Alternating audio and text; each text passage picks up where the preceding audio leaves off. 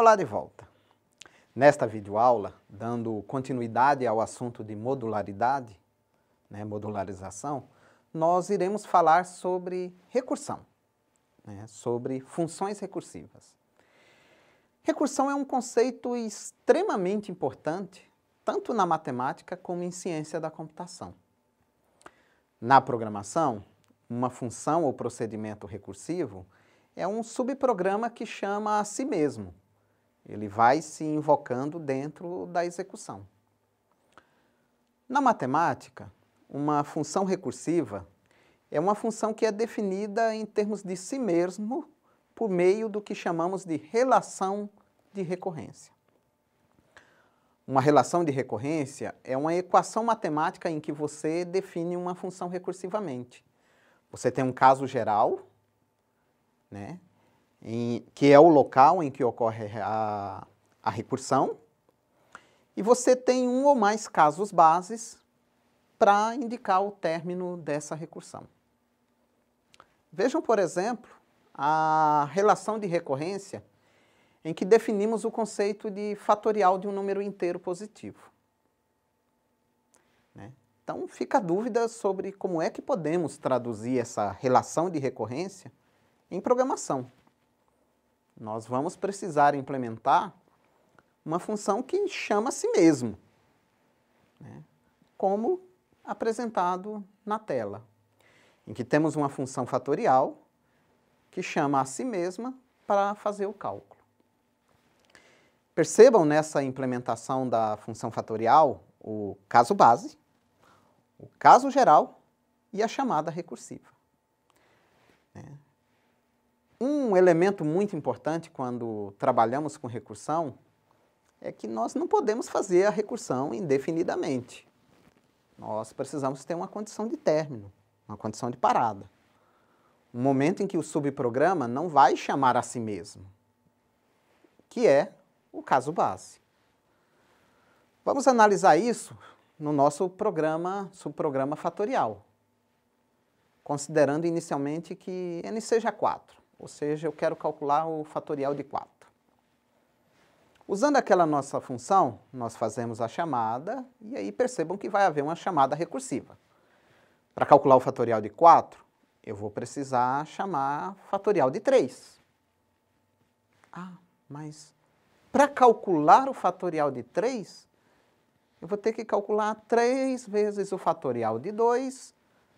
Portanto, eu vou precisar fazer a chamada recursiva em fatorial de 2. Por sua vez, para calcular fatorial de 2, eu vou precisar fazer a chamada recursiva com fatorial de 1. Por último, eu vou precisar calcular o fatorial de 1. E a chamada recursiva vai ser 1 vezes o fatorial de 0. E aí, quando eu vou calcular o fatorial de 0, percebam que nesse momento eu encontro a condição de parada, que é o caso base. Nesse caso, nós vamos retornar 1 para a chamada anterior e aquela minha pilha de recursão vai começar a ser desfeita. Eu vou retornar o fatorial de 1 para calcular o fatorial de 2. Vou retornar o fatorial de 2 para calcular o fatorial de 3. Com o retorno do fatorial de 3, vou calcular o fatorial de 4. E aí vou fazer o retorno para quem chamou a função fatorial.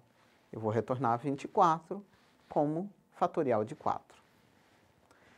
Essa forma de apresentação da pilha de recursão é bastante didático, mas nós podemos usar algumas representações mais simples, como apresentado na tela, em que mostramos o fatorial de 6 de uma forma mais resumida. Percebam que eu vou calcular o fatorial de 6, que vai ser dado por 6 vezes o fatorial de 5, e assim sucessivamente, até que eu chego, que eu encontro um caso base, que vai ser dado pelo fatorial de 0. Nesse momento, eu retorno dessa pilha de recursão, substituindo os valores até encontrar 720 como fatorial de 6. Perceba que o subprograma, ele precisa esperar o fim das chamadas para poder alcançar um determinado resultado. nós vamos construindo uma pilha de recursão. Então, eu tenho que ter cuidado quando uso recursão, principalmente no que diz respeito aos casos básicos. Porque pode ocorrer que, se não especificar bem o processo de recursão, o programa ficar em loop infinito, nunca terminar. E aí, nesse momento, vocês devem estar se perguntando: qual é a grande vantagem dos programas recursivos? Em geral, os programas recursivos podem ser escritos em uma forma iterativa, em uma forma não recursiva.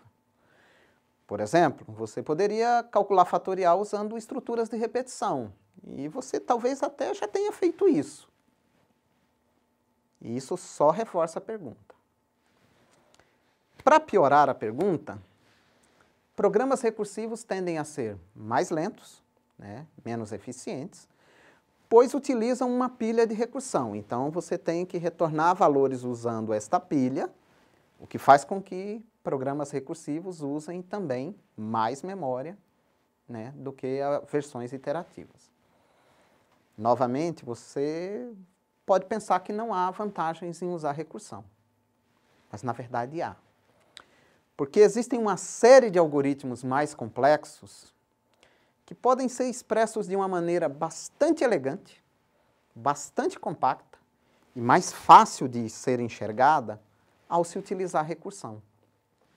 Quando você tenta implementar a variante não recursiva desses algoritmos, o código geralmente é muito complicado e de difícil compreensão. Então, a recursão pode adicionar um bom ganho de legibilidade. Observem que isso não é uma regra geral, isso acontece na grande maioria dos casos.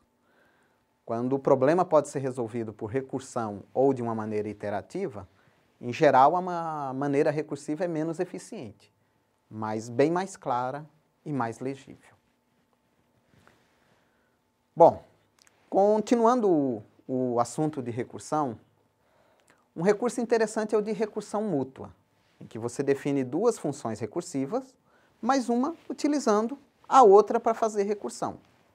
Confuso? Vamos ver um exemplo para deixar isso mais claro. Vamos definir o conceito de par e ímpar. Um número é par se o anterior é ímpar. Por outro lado, um número é ímpar se seu anterior for par. Observe que quando eu trabalho com recursão mútua, eu preciso trabalhar muito bem os casos base de cada função. Nesse exemplo, o caso base das funções par e ímpar é o zero. Para o zero, a função par irá retornar verdadeiro, zero é considerado par. Por outro lado, a função ímpar vai retornar falso para zero. Vamos ver um exemplo de funções em C++ que verificam se o número é par ou ímpar usando recursão mútua. Notem, não estamos recomendando que você utilize essas funções para verificar se um número é par ou ímpar. É mais eficiente e adequado utilizar o operador de módulo. O objetivo aqui é apresentar um exemplo simples do uso desse recurso de recursão mútua. Então, para completarmos o exemplo, temos uma implementação mais completa, com as funções e o código principal. Tente implementar e compilar esse código. Se você fez isso, vai se deparar com um erro de sintaxe. O C++ vai me falar que quando está compilando a função par, a função ímpar não foi definida. Se você trocar e colocar a função ímpar antes, você vai receber um erro similar de que a função par não foi definida. E aí, qual é o problema? O fato é que o C e o C++ especificam que qualquer função tem que ser declarada antes de ser utilizada. No nosso exemplo, a função par usa a função ímpar, que ainda não tinha sido declarada. Então, isso não vai compilar. Mas como é que eu resolvo? Para resolver, eu preciso declarar a função ímpar sem implementá-la. O C e o C++ permitem que você declare uma função várias vezes no código. Você só pode implementar uma dada função uma única vez, mas pode declará-la várias vezes. Para declarar qualquer subprograma, você informa o tipo de retorno, o nome, o identificador do subprograma e os tipos dos dados dos parâmetros recebidos, seguido por ponto e vírgula. Você não precisa nem especificar o nome dos parâmetros, basta informar os tipos, como você pode verificar no exemplo na tela. Percebam que nesse caso, é declarada a função ímpar como uma função que recebe um inteiro e devolve um booleano. Eu vou implementar essa função ímpar mais à frente, mas ela já foi declarada. Percebam que eu não informei o nome do parâmetro da função, mas eu poderia ter feito isso, o que, inclusive, é uma prática comum e é recomendado como uma boa prática de programação. Então, digitem esse código no seu editor e compilem para verificar. Se você não cometeu nenhum erro de digitação, o programa será compilado e executado com sucesso. Com isso, nós encerramos o tema de modularização. Nosso próximo assunto são vetores, arrays. Mas antes de entrarmos em vetores, vamos fazer algumas aulas envolvendo a prática dos conceitos que foram aprendidos até agora. Vamos dar uma revida nos conceitos de estruturas sequenciais, condicionais e de repetição, bem como funções e procedimentos, para resolver uma série de exercícios, uma série de problemas. Aguardo vocês.